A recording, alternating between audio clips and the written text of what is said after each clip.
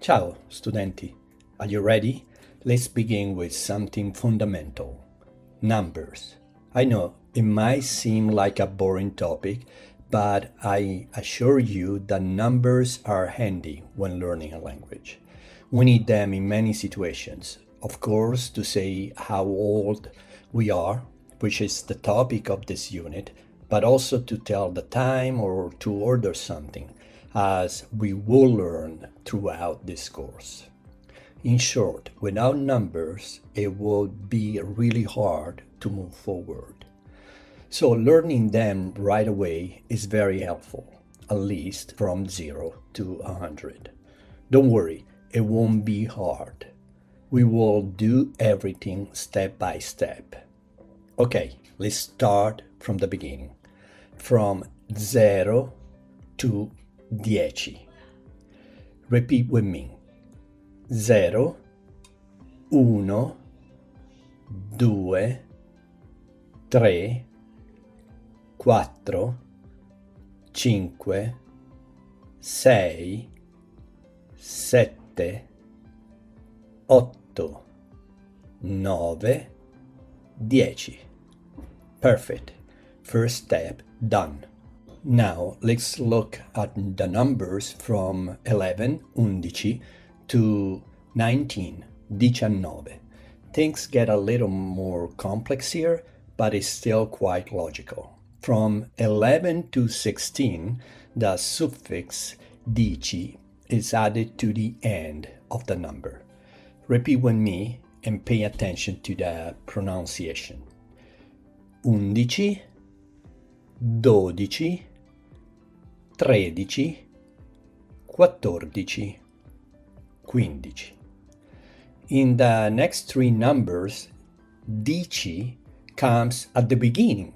So repeat with me.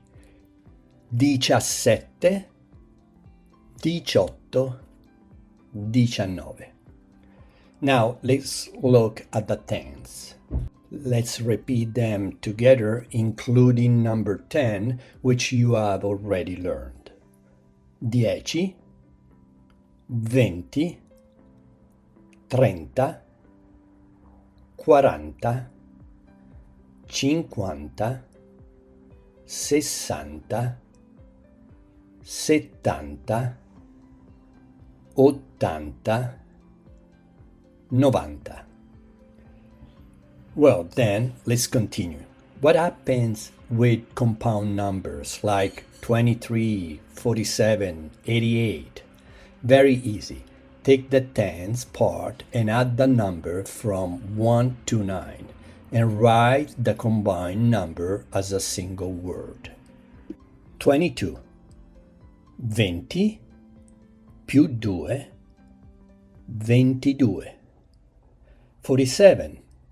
40 più 7, 47. 84, 80 più 4, 84.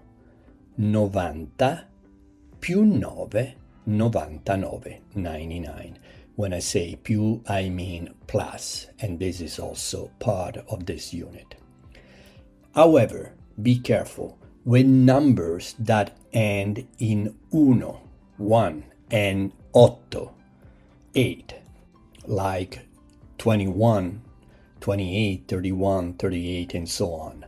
In these numbers, the I from 20, the I meaning the I, Italian I, the vowel I, and the A meaning A in Italian, from the number 30, 40, 50, 60, 70, 80, and 90 disappear.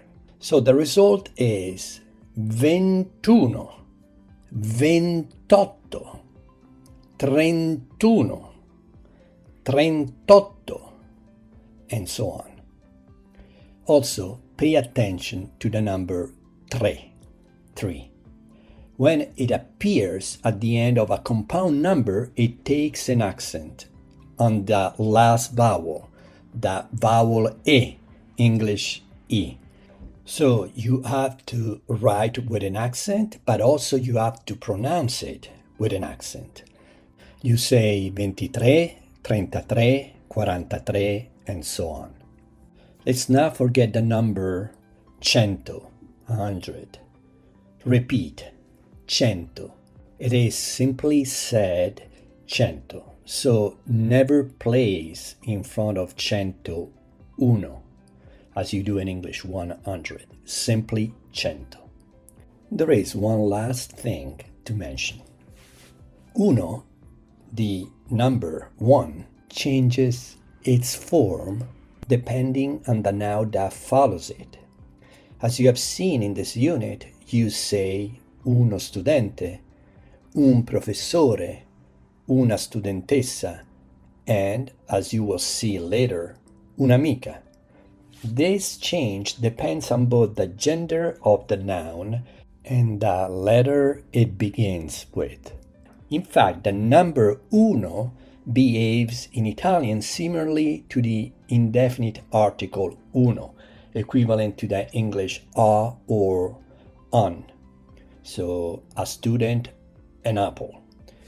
So, uno studente means one male student, but also a male student.